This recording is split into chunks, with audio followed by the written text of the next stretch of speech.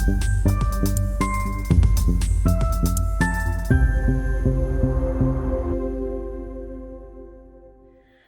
welcome to our channel. I'm Dee. I'm Kelly. And we are Sisters of Stitchcraft.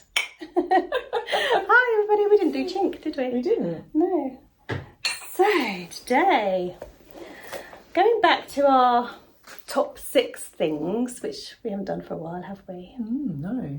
We thought we would go a bit different again, as we do. You know, because why not? And do our top 6 worst habits. Yes. Let you into our secrets, our deep dark secrets, our sewing secrets. If you don't want to know, turn off now. Don't be too harsh with us. Yes. Okay. Don't hate us. Yeah, we weren't able to stop at 6. That was the problem. No, there's probably going to be a few more. One of our worst habits is we've got too many worst habits. Should we just go now? Yeah. Should we do one each? Yes. You can go first because you've got more, but I do actually relate to some of them. So one of my bad habits is cutting out more projects than I have time to sew. And we all know that, don't we? So I've got quite a few project Kelly. bags with cut out patterns in them. You do have a reason for it, because the whole table situation. Yes. So I do get it. But I think you've got to a point now where you really you should stop cutting out and start sewing. I've got a pile of them now. This is the thing. And that really, it's not that much an inconvenience to take everything off the table and just do maybe 2 items. Yeah. Even if it was 2 garments at a time. Yeah. Rather than like 6 or 7. Yeah. And then never get them sewn up. And then not get them sewn up. Yeah. Which is the fun part. Yeah, Why are you not doing the fun part? is the fun part. Sewing them up and wearing them. You're just doing the horrible bit. Doing the worst bit. But I have lots of projects cut out ready to sew up if I ever feel that I need to fill it in. I think it will work out in the end. But yes, it's a bad habit and I think I need to get a grip on that. Yeah, and that's not one I have to be honest. So I'm pretty good at it. However, my first one is about cutting out. And that is, I'm pretty ruthless with my cutting out. I'm not very neat. I'm not accurate at all. If I want to add an inch on, I'll just guess it at the bottom. Yeah, I do too, quite often. If I want to take an inch off, I just fold the pattern up. Depends on the pattern. Sometimes I do follow the guidelines and do it where the guideline says. But my actual cutting out of a pattern is terrible. Yeah. Very, very rarely does the back and the front match. Yeah. Where it's meant to. I'm like, oops. And your notches never match up. You're like, notches don't match they're about up. Right. One of them I have a bit hanging down like that far, and the other bit will be up here, and I'll have to trim it off to cut. Terrible. I'm just so slapdash. Yeah. That's what my physics teacher told me. The only time I'm good with it is when I'm doing vinyl or leather raw edged projects, because you have to be really, really good. But that's generally a bag or a purse or something like that that's quite small to do, so it doesn't take long to do it carefully. See, I always think the garments, it's going to be in a seam allowance. Yeah, it'll be fine. That's exactly how I think. However, overlock or tidy it I'm sure anybody who produces patterns will probably say to you, it's really vital that you do it accurately. Oh yeah, that's what I'm saying. People are going to hate us after this. Very rare. Sorry, everyone. But yeah, it's a time thing. Well, and I'm just it's boring. I hate doing it. It's not that accurate. I want to get to the sewing as quick as I can. Yeah. No. So that's my first one. What's your next I can concur with that. I think forgetting what patterns I have and buying more similar patterns. I used to do that. Now that I've been sewing a bit longer, I'm a bit better at that. Yeah. I think for me, I don't very often look through my paper patterns that I've got. Yeah. Also, PDFs. I can never find the PDFs. Oh, I can. I saved them to a sewing folder on my... My laptop is a complete mess. You can't find anything, but you can find the sewing patterns, because that's the one thing I'm quite precious about. I download to my phone and then I can never find them on my phone. It's bizarre. I download them onto my phone and I email them to my computer. Yeah, so what I've started doing is emailing them straight to Richie, so you can download them onto the hard drive of his computer, and that way I won't... Another job for Richie. Poor Richie.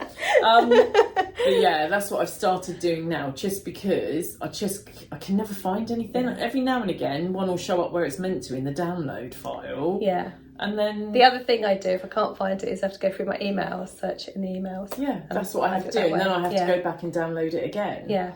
And it's and then I that's can't alright, find unless it. some patterns do only give you so many downloads. I know, exactly. Yeah. And so it's proving to be something really annoying for me. Yeah. But yeah, my bad habit is just buying more patterns that are very similar to I each would go other. with the second bit. I don't tend to buy that many patterns now that aren't something different to what I've made.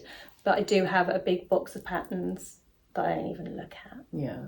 And it's like, I really should either get rid of them or go through and I go through them regularly. I could do with that space back. Every couple of months, I suppose, and maybe every quarter. I go through the patterns, remind myself, and I have recently gone through and, not recently, ages ago now, gone through and actually donated some to Sorry Sews when we took the fabrics up for Sophisticated. So I have gone through them, and just ones I'm never going to make up. But then I did that with the Esty top. I donated the Esty set from Tilling the Buttons, and then thought, oh, that would make a really good... And I've already got rid of it. So it's one of those. Yeah. But yeah, I forget what I've got half the time. Yeah, I would agree with that. But yeah, it's not something I do now, but I have done in the past, and I think so maybe I'll grow out of that. I was going to say something that as your sewing journey goes on, I think that's something that you do get used to. So I think my next one, a lot of us can concur with. I don't think it's just me on this one, but it's the mess, really. The mess of the sewing room, the mess of not cleaning my overlocker enough, not cleaning my sewing machine enough. So that's another bad habit, is I don't clean it as often as I should. I used to. I started off really good, but again, I just want to get to the sewing. I don't want to sit and clean my machine. I've only got 2 hours of sewing. I don't want to spend half of it cleaning. I am quite good at cleaning my sewing machine because you told me to do it. Do as I say, not as I do. When Dee brought me into her sewing room, the first thing she did was make me clean the machine. Yeah, you were using my one, I think, your my brother old one. Yeah, my old one. And she went, right, so that's the first thing she taught me, was how to clean the machine and how you must do this after every project. Yeah. What I will say is I don't always clean it after every project, but probably every 3. Or if I've got something that's particularly fluffy or there are certain fabrics you just have to do it with, because you know that. I don't clean my overlocker as often, and I actually probably use that more than my sewing machine, so I should probably clean that as often. I do give that a good clean, but whenever what about changing the needle on my overlocker? No, on your machine or your overlocker. I do normally change my needle, because what I used to do, I think in my head I changed my needle and did the clean at the same time, like a little maintenance thing. Right. But that doesn't work now. I change my needle quite regularly because I do lots of different fabrics. I use leathers, I use denim, I use cottons. So I do change the needle quite regularly, and maybe that's why I got out of the habit, because they didn't need doing. It had only just been done. So I think that I probably change my needle more than I need to. Right. If I'm honest. Mm-hmm. Because again, when I first started sewing, Dee said to me, I'm good at giving the advice, just not following it. If anything's going wrong with your project, if it's not sewing quite right, if you're missing stitches or it's bunching up or whatever is happening, then try certain things. And changing your needle regularly was definitely one of the things you recommended I did. So I do. This is telling me, isn't it? This is like a little telling off for me today. She's such a good influence on me, see. That was a good influence. I wouldn't be sewing if it wasn't for Dee. But yeah, so I have put down as one of mine, not cleaning my overlocker as often as my sewing machine. I do my sewing machine regularly. I would say every 3 to 4 makes, unless it needs it doing sooner. That's really good. I don't do that. I'm like, I haven't sewn for a while. Right, let me clean my machine. I sit there and get the paper towel out like you told me to. Okay, move on. What's your next one? Richie's impressed that Dee taught me to do that. Don't tell him I don't do it very often. Oh no, I will. Oh no, he's going to edit this. He's going to edit this, you'll see it. He'll be like, all right. Another one is not reading the pattern before I start sewing, reading it through. See, that's something I do. A lot of people do. And I've come a cropper by not doing it. Yeah, and I have too, so I should start doing that. But I do tend to just think, right, okay, I know what I'm doing. So I'll read the first bit and I'll do the first bit, then I'll read the second bit and then I'll do the second bit if I'm reading a pattern, if I'm not following a tutorial. But then sometimes you'll get to step 4 or 5 and you needed to have read that to know what you're doing. Do you know what I mean? And it just... Absolutely. So yeah, I should do that. I'm really good at doing that. I just skim through it. Yeah. What bad habit I have with that is I'll skim through it and go, oh yeah, I won't do it that way, I'll do it my way. So I will change it before I even started. Yes. In my head I'm like, oh no, I'll just use bias type there or whatever. I'll come up with something or the worst thing for me is waistbands. I tend to do all my waistbands like Sakuara bands. Because they're the ones that you like. Because they're quick and easy. Oh, okay. It's just a really quick and easy way of doing it. It's not as neat as the Sonata Pants one if you do it correctly, and I should do it correctly because it's actually easier to, at the moment where I'm trying to lose weight, it's easier to adjust, go back in and adjust it if I do it that way, but it's far quicker to do it the way I do it, which is really lazy. That's my problem, is I just go through and I go, yeah, I won't do that, I'll do that my way. So I do read through it, but in my head I'm changing it, I'm hacking it as I go. I can understand that, because there are some things, sometimes some of the instructions in patterns, it's just like really weird the way they tell you to do it. And you think, well, I did that did you do it on way? that pattern and it works so much quicker and it's the same result. So I get that. Totally get that. But it works the other way as well. It's if you're working through and there's something you haven't done before and you think, oh, I'm not sure about that, you can always go and find a tutorial before you start. Yeah. And look at it and go, oh yeah, now I get it, or whatever. And so that can help you when you get onto that piece, rather than get there and go, oh, I can't do this, now I've got to try and find it. It gives that a bit more of a flow, I think. So I do like to read it through, but I do hack it along at the same time, which is probably not a great habit. She loves a hack, that's what I'll do. Which is probably not a great habit. I like a hack, actually. To be fair, I do quite often hack a pattern before I make it how it's meant to be made. It's probably because I taught you to sew. It's probably in fact, one of the first things you did was hack your own dress. So. Oh yeah, completely self-drafted my own shared dress. Yeah, the first thing I did was hacked my own, self-drafted my own top. So my next one, again, is one that you don't do that I do a lot, and that's I'm really lazy with matching thread. Oh yeah, I'm really good at that. Yeah, so obviously top stitching, always got to be a good matching thread. Yeah. Bobbin, I'm quite lazy. I'll just use either the one that's got the most on it. Yeah, which actually really is a good idea to use up all your bobbin if it's similar, then that's a bonus. I don't go too wild, I wouldn't do a white thing with a black bobbin, but if it's a black garment, I get away with pretty much anything. But yeah, generally I'll pick the one that's got the most bobbin thread, so I don't have to redo the bobbin. Or just if I've got, sometimes you end up, because I quite often buy, and this actually comes into my next one, but quite often buy bulk, so I'll buy like cottons in a bulk, 10 cottons in one go or something, whereas you tend to buy per project, don't you? So I'll end up with 3 of the same colour. So I think, I obviously don't use that a lot, I'll use that in my bobbin to get rid of something. Right. So that was a really lazy thing that I do. The only time that I don't match my threads to my fabric and my bobbin to that as well is if I'm doing gathering stitches or basting stitches, then I don't care what I've got in my bobbin. I actually like to do basting and gathering stitches in a different colour. Me too. It's easier to pick the right ones out at the end. 100%. Because my sewing's not always neat, sometimes it's a little bit mine too. Your gathering stitches are a bit up and down, and it can meet with your real stitches. And even when it is neat, it is sometimes hard. It can meet. So if you've got it in a different, brighter colour, it's easy to get those out. I do that. Yeah, and when I'm doing that, I would use any colour bobbin. It doesn't matter as long as it doesn't match my fabric. But for sewing, I tend to, even when I buy fabric, I will often just say, tick the box where I get a matching thread. Yeah. So they've done the hard work for me. Yeah, and most of the fabric hauls we do, you're there with I bought this and here's the matching thread. Yes, here's my matching thread. I don't do that. No. I do that a lot. I don't. But I don't buy my thread in bulk. No. So that's what I'm saying. You buy it generally buy it per project. And now and again, if I'm nipping to Hobbycraft, if I'm in Hobbycraft, then I'll probably pick up 1 or 2 colours that I think I'll probably use sometimes that I haven't got a project for. So I have got some thread there, but when I buy fabric, I try to get a matching thread at the same time.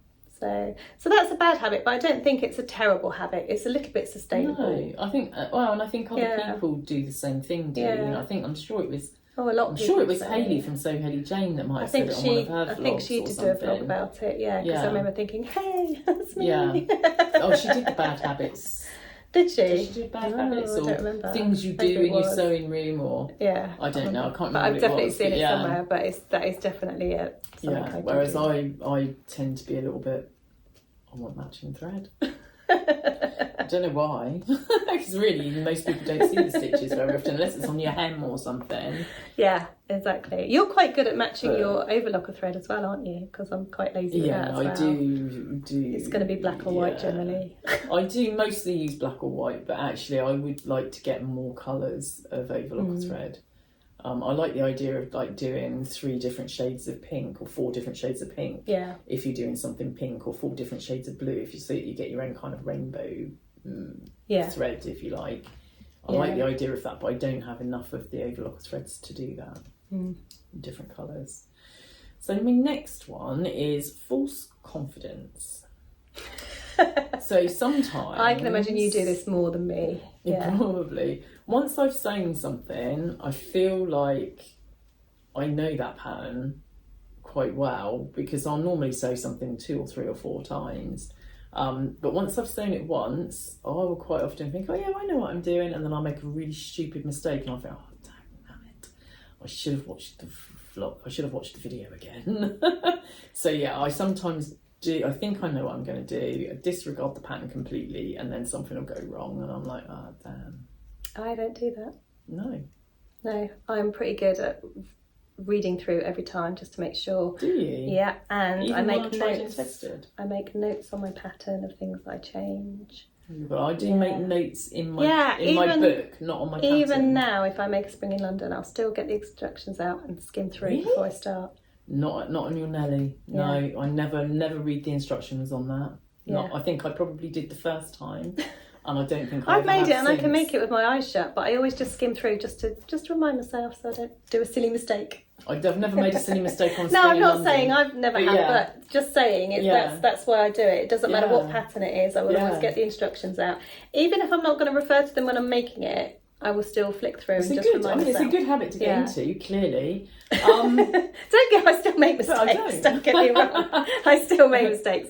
But I do. That's something I do. It's funny, isn't it? How some things we align on and other things are very different. Opposites almost. So I've got one more. How many have you got? 1, 2, 3. Oh, 3 more. 3 more. I'll do my one because everyone's going to hate me for my next one.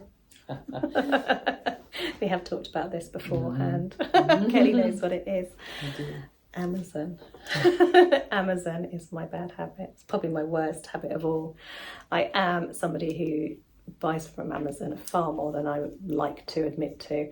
I don't like doing it. I do it for convenience and for quick delivery, really.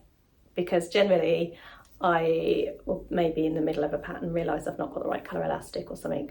Again, I read through the pattern and quite often I think I've got something, and then I go to my drawer and realise I either can't find it or I've used it in the last project and I forgot I'd used it or something like that. So, or when we've talked about webbing before, you think you've got the right webbing and then it's actually the wrong size and things like that. So I do try to get everything out before I start, but occasionally you don't, do you? And with Amazon, I can, order it at 10 o'clock at night and get it the next morning. Convenience because we work and stuff, it's difficult to get to shops, and parking's a pain in a lot of places. So for me, if I can get it delivered to my door, then I am. I hate myself for it. And it's the speed at which it comes, I think, as well, isn't it, with Amazon, rather than. And the bulk again. That's why I buy. That's why I said this links to it. I buy my Guttermans on there and the big packets. Yeah.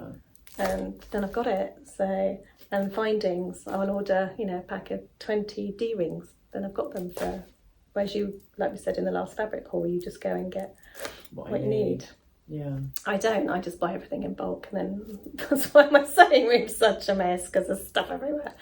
But yeah, it's something I hate myself for. Something I really want to get out of doing, and maybe next year that might be my resolution to try and It's not that I don't want to support the shops, the small independent places. I really, really do. It just doesn't fit into my life very easy. And do you do with your fabric buying and things like that? You know, not as much as I should.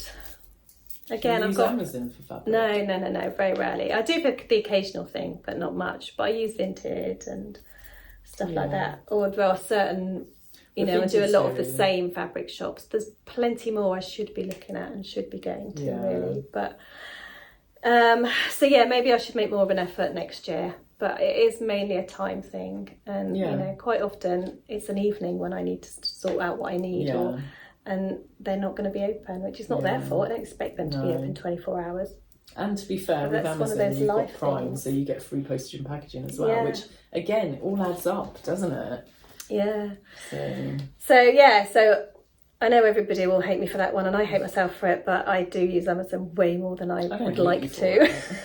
I get it, it's convenient. That's why. And it's like every time we do a fabric haul and things like that, I feel really guilty because you're like, and I got this from here, and I got this from her, and this from them, and I'm like, I just got my findings from Amazon, I got my thread from Amazon, I got scissors from Amazon. Okay, I'm a bad person. But I think that, as I saved it to last, but I think that is probably my worst habit, and that is the one that I would most want to get out of. I think so. Maybe next year I will make a really conscious effort. It is. That's the thing. It does. It makes me feel really bad. Yeah. But I do. But it shouldn't, because we just. I mean, to be fair, on Amazon quite often you have got companies that are selling their stuff via Amazon rather than. And there are certain companies that I've been to. I can't think. Even it's not Minerva, is it? There is another one that. I can't remember who it is, but there is one that I've used from the website. Yeah. But I can get it quicker from them on Amazon. Exactly. Yeah. No, and that's the thing. So sometimes you are still supporting a small business. Now, but you just might not be as aware that it's a small business. Well, I do sometimes do, because obviously I think they would lose money if they do that. But sometimes if I notice that, I will go and source it on the website afterwards. So I have done that in the past. Sort of reference. Well, no, even then, if I see something that I want, rather than do it via Amazon, and I see that the name of them and know the company or whatever, I will then go, oh great, they've got it, so I'll go and get it direct from them. Right. So I have done that. It's not always a case of getting it for the next day. Sometimes it's a convenience of just, you've got everything. It's a one-stop shop. You can go on there and find anything you want, can't you? A dining table to a bit of thread. Yeah. So, but quite often, not quite often, but sometimes if I've seen something from a shop I recognise, I'll go, oh brilliant, I'll go and have a look on there. So it is worth people doing that, definitely. But so that's the one I'll end on. Well, my next one actually kind of ties into all of that, because it's a case of I don't always check what notions I need, or make sure that I've got the notions that I need, or like you say, the right size elastic, the right width of elastic I should say, or that kind of thing. So that was my next one, not checking and that also feeds into not reading the pattern through properly as well. Because you don't know until some places. Sometimes I don't realise I need a zip. Yeah, because it's like, why would you need a zip? But I do try to, I've got little pots, and what I try to do is get all my notions in there before I start. Yeah. The trouble is then, what tends to happen is you might then start thinking, I'm just going to quickly make this. So you quickly make that and forget, and you haven't actually got out what you need for that project, but the stuff for your other project is still all sat there. So that's how it happens. But I did try to do that. Yeah, I was going to say, when you were first teaching me about sewing, you did do that for me. You've got another one I taught you to do and don't do all the time. Yeah, but you got everything out for me and made sure that I had everything I needed to make that project sort of thing. So you did do that. Another one I've put in is I forget to put labels in. Quite often in my clothes, I'll get to the point where you should put a label in. I've gone past that point, and in patterns, it very rarely says, if you want to put a label in, do it now. And I think every pattern should have that moment. There are a few that say it. I can't think who they are. And I know that Spencer always does it on her bags. Emma does when she's doing like her sew-alongs. It's a bag maker thing, and they obviously do it on the bags. They do it, but I have had one or two patterns where it has been in it, and I agree. Don't know whether that might be. I can't remember who it was, but there is one or two. I remember us talking about it at the time, saying what a great idea it was. Yeah, I don't know whether that would have been a Friday Pattern Company thing. But I was thinking Friday Pattern Company, but I'm not sure. No, I'm not sure it is either. But somebody definitely does. Somebody like that, some indie person we use a lot. Maybe it's Closet Core or something on the Pietras. No, I don't know. Can't It was definitely a pattern where they said, and if you're going to put a label in, then do it now. Yeah. And that, to me, is perfection. That's like brilliant. Don't always put a label in. I don't always. If it doesn't need a label to tell me, but it's the back of the garment. I would say my worst habit with that is finding a label out I want to use and then not bothering to put it in. I do it all the time. Not that I don't bother. I forget to put it in. And I don't forget. I just think, I can't bother. It's an effort, isn't it, to put a label in? Sometimes. But I like to use my labels. Yeah. Because they're so cute and they're different. But I really like a label on the outside. I always forget to photograph my label. Yeah, I try to. You're pretty good. I'm yeah, quite good you're at pretty remembering good to do those. Yeah, I make a garment, put everything, and I go, oh, I didn't take a picture of the label. Got to tag them in it. Do it anytime. Add it in. I think I did it on this top actually. That's the only thing with Instagram. You can't go in and edit and add another photo. I find that a little bit irksome. I know what I tend to do is just copy the thing, and then as long as there's not too many photos, go redo it again. Just copy them. Yeah. Edit, copy, then delete it, and then do it again. You don't have to write it all out again then. But yeah, that is annoying that you can't add another picture. Yeah. And if you do, it messes. You can do it sometimes, but it messes everything else up. Yeah. So I don't do it. But yeah, labels. I do generally pick a label, but it doesn't always make it into the garment. I nearly always. Quite often ends back in my little file. I think I always pick out a label, but mine doesn't always end up in there either. Yeah. I did really well with this. I did the same label, Little Rose Cheeks. I can do anything. If I made this, I can do anything. Labels. Yeah, I was really annoyed when I made my purple trousers and Astron because I had a perfect label which I put in the top. Then I made the trousers and I didn't have another one. It was my last one. Oh no! And it was perfect. It was purple as well. Damn it! My last one is Procrastination, and not just getting on with it. Yeah, I do that. For days I can do it. And that can come in the middle of a project if I'm struggling a little bit, or at the beginning of a project before I even start. I can just be like, I'll find something else I need to do, like clean and tidy my machine and my sewing area. And that's the one time I probably do any housework is when I'm procrastinating. I don't normally. Or with me, because of the different types of stuff that I do, I'll move on to something else. That's when I'll just go, I'll make a bag. And I can be guilty of that. Not even make a bag or make a pair of shoes, but I'll start looking at my next project and planning the next project when I've still got that one to finish. Yeah, I do that too. So, and even with fabric, buy the fabric, know what you're going to make. I'll just make this first. Yeah. And then, I like this, I've seen this, and I want to make that because everyone else is making it. Yes. And then that other one gets pushed further and further back. Also, I find that if something goes wrong, I'm not very good at sorting that problem out there and then. I'll quite often just think, I'll start something new. Yeah. And that might not ever get fixed. I think if something goes wrong, it depends what it is. If it's something, I don't know, some things I take as a bit of a challenge and I can do. If it involves unpicking, then it's put to a side. I think my biggest one that I don't do anything with is if the overlocker has bunched it up somehow and sort of just going over the same thing like 100 times, where it's too thick to go through the overlocker, and I've never done anything with those. And the other thing I don't do is like repairs. So the elastic went in my Averners. I still haven't sorted out that. Yeah. And I've got a little bit of sewing that's come undone, loose, sort of opened up at the back on one of my Elleries. I haven't sewn that up. And they're really simple jobs that probably wouldn't take very long, but they're just hanging there waiting for me to do them. I'm exactly the same on that one. I was slightly better at the beginning of this year because where I've got sustainability in my 25-25, yes, I use that as I put that in that category because it's reusing or it's repairing or whatever. But I have got a bit lax at doing that of late, I must admit. And even I've got like an envelope dress I made years ago, which I really like, but it's just not the right length, so I don't tend to go for it. I just need to log a few inches off it and sew a hem on it. Yeah. How long's that going to take? My summer in New York, my first one that I made, same thing. I don't wear it, and it's because it's fuddy-duddy length for me. Yeah. If I shortened it, I'd probably wear it. I wore that dress. I know I would wear that dress a lot. It's just black double gauze, so it's perfect. Yeah. And in the summer, in the winter, with a pair of tights and jeans, tights and boots, it will look fab. Yeah. And that's why I want to do it. And it's been sat in my sewing room waiting to be done for about 2 years. It's because one of the first things I made. I will go to it so much more. It's terrible, isn't it? I know, yeah. Terrible, really, because it's quick and easy. And I think procrastination is a thing that that crafty people do. Okay, so it's not just me. No, I don't think it is. I think because I procrastinate over lots of things. I think probably a lot of people do. Right. Because for various reasons, there's things you might want to change in something, so you've got to figure that out. But even, I want to do something, can I finish work? And I start the day with, I'm going to finish work and I'm going to make this, and then I finish work and I'm doing this on my phone and that on my phone, and I'm doing this on Instagram and and I make dinner, and it's like, oh, no, I'll do it later. Or, like you say, you get distracted from it and other things take over. You deliberately put it off. Yeah, because it's going to take longer or whatever. Yeah.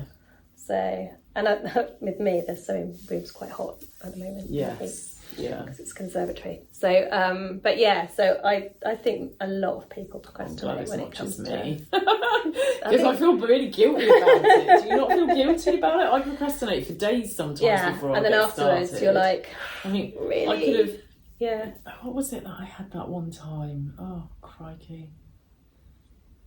The hats that I made for my friend that was dying of cancer. Yeah. And I'd messed something up on it and I procrastinated. I put it to one side and I didn't do any sewing for nearly 2 months. I didn't do anything because I needed to finish that first. And you couldn't do anything else until you'd done it. Didn't want to do it. And then it took me half an hour of that to fix the problem. Isn't it? And that's the bizarre thing. The things you procrastinate about are the things that don't even take that long. And she literally had them 2 weeks before she passed away, and she could have had them for 2 months. Do you know what I mean? And I felt bad about that. But that's what I do. That's what I do. And then I get scared and I'm going to procrastinate a bit more. So that's the end of my bad habits. I'm sure there's more. And I'm sure I've got plenty more. There's more, but that's the ones that came to mind when you said we were going to do this. Same here. So share yours. Tell us what your bad habits are. I bet they align with some of ours that we haven't even spoken about. Oh, yes. So, and maybe some of them you'll recognise in what we said and think, I do that too. And make us feel better. Yeah. Just the ones that you do that we do. That makes us feel better. Please. Beg you. So anyways, there you go. And it was a few more than 6. Sorry about that. It went on for much longer than we imagined it would have done. So, something else is a bad habit. Yeah. We say we're going to have a 10-minute vlog and it goes on for half an hour. We literally thought this one would be a 10-minute vlog as well, didn't we? Yeah, we just like to sit and chat and you just have to deal with it. Yeah. Sorry. On that note, thanks very much for watching. Take care and happy sewing. Bye. Bye.